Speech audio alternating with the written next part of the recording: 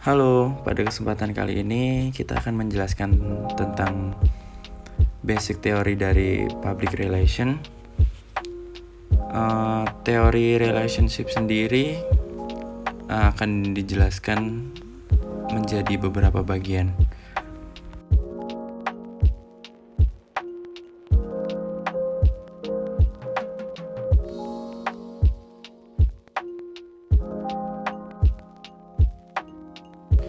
Yang pertama kita mulai dari sistem teori.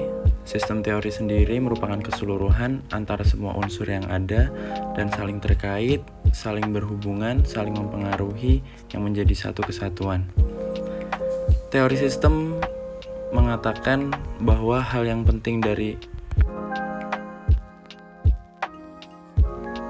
teori ini adalah hubungan sosialnya, hubungan sosial yang baik dari interaksi antara organisasi dengan publiknya.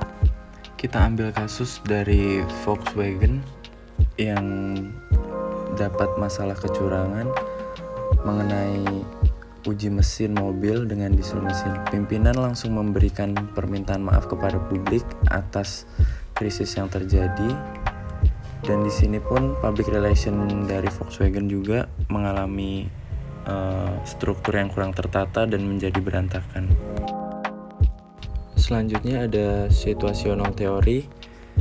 Teori ini bermanfaat untuk mengidentifikasi publik sehingga dapat membuat kategori publik berdasarkan perilaku komunikasi dari individu dan efek komunikasi yang diterima individu tersebut. Teori ini membantu public relation untuk membuat target sasaran yang lebih spesifik sehingga pesan komunikasinya benar-benar sesuai dengan kebutuhan sasaran itu. Contoh kasusnya pada Semen Indonesia, penolakan warga Rembang, Jawa Tengah yang tidak mendapat perizinan mengenai pembangunan pabrik semen.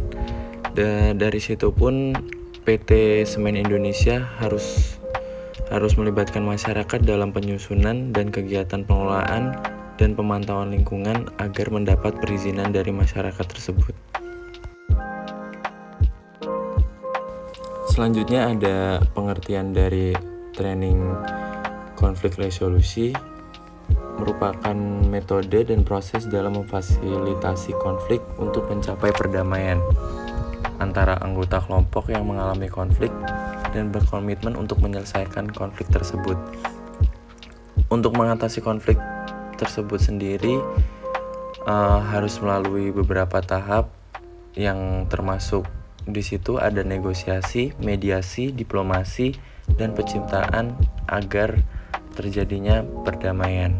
Contoh kasus terjadi pada PT Semindo Gemilang yang berlokasi di Bayah, Provinsi Banten yang mengakibatkan kematian bagi kehidupan masyarakat adat di Kesepuhan Bayah.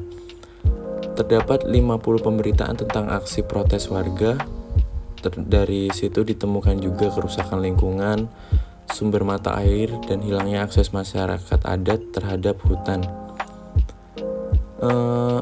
Kerusakan lingkungan terparah terjadi di wilayah Cipucung yang berguyur kiriman lumpur dari atas perbukitan yang diarahkan dari pabrik tersebut. Hasil penelitian menunjukkan bahwa public relation PT Semindo Gemilang melakukan strategi pendekatan kepada pemerintah dan melakukan pendekatan kepada kelompok kepentingan dan media dalam resolusi konflik serta menggunakan mediasi sebagai metode penyelesaian masalah.